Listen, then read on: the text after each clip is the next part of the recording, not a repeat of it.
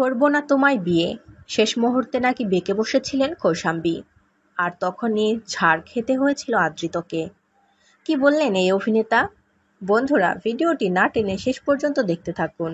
আর একটি বিশেষ অনুরোধ, দয়া করে আমাদের চ্যানেলটিকে সাবস্ক্রাইব করে পাশের বেল আইকনটিতে ক্লিক দিয়ে রাখুন, যাতে সব ধরনের আপডেট খবর সবার আগে আপনি পেয়ে যান। ধুমধাম করে বিয়ের পর্ব মিটেছে। নতুন বউকে নিয়ে গোয়ায় হানিমুনে গিয়েছিলেন আদৃত। মধুচন্দ্রিমা কাটিয়ে শুক্রবারই কলকাতায় ফিরেছেন, কারণ শনিবার ছিল অভিনেতার জন্মদিন। আর ফ্যানেদের এবং পরিবারের সঙ্গে জীবনের এই বিশেষ দিনটা কাটাতেই চটজলতি আদৃতের শহরে ফেরা। বিয়ের পর এটাই ছিল প্রথম জন্মদিন, স্বভাবত একটু বেশি স্পেশাল।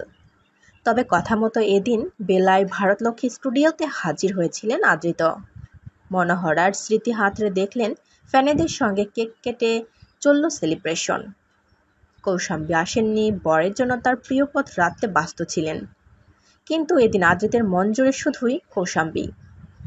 বউ জন্মদিনে কি উপহার দিল? অভিনেতা জানান, এখনও জানি না, বাড়ি ফিরলে দেবে হয়তো।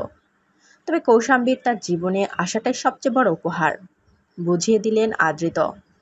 বিয়ের পর কতটা বদলেছে জীবন, লাজুক হাসি হেসে সঙ্গে নিয়ে জানালেন, খুব এনজয় করছি। খুব রিসেন্টলি জীবনের বড় একটা মাইলস্টোন।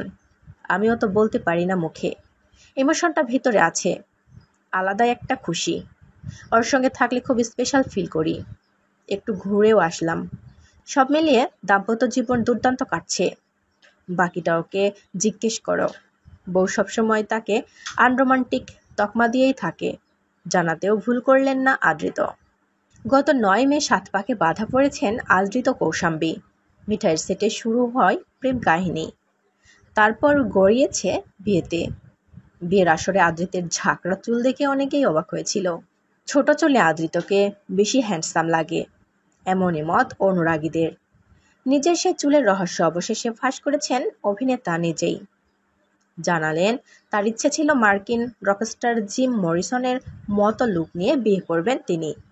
যদিও তার এই সিদ্ধান্ত মোটেই সায় ছিল না কৌশাম্বীর। অভিনেতা সিতারা বাংলাকে দেওয়া সাক্ষাৎকারে তিনি বলেন, কৌশাম্বী চেয়েছিল বিয়ের দিন যাতে চুলটা ছোট করে ভদ্রলোকের মতো আসি, কিন্তু আমি চেয়েছিলাম জিম মরিসনের মতো লুকে বিয়েটা করব।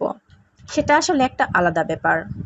এরপর কৌশাম্বীর কাছে ঝাড়টা খেয়েছি, কারণ পরের দিনই শুটিংয়ের জন্য আমি চুলটা ছোট করে কেটে নিয়েছি।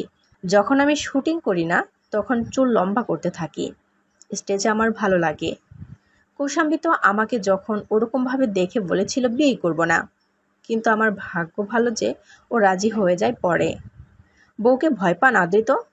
প্রশ্ন শুনে খানিক থতমতই খেলেন তিনি। তারপর গলার স্বর নামিয়ে বললেন, না বললে চাপ আছে। বন্ধুরা, আদৃত কৌশাম্বীকে আপনাদের কেমন লাগে অবশ্যই কমেন্ট করে আমাদের জানিয়ে দিন। আর পরবর্তী আপডেট নিউজ সবার আগে পেতে হলে আমাদের চ্যানেলটি সাবস্ক্রাইব করে পাশের বেল আইকনটি অন রাখুন। এতক্ষণ সাথে থাকার জন্য ধন্যবাদ।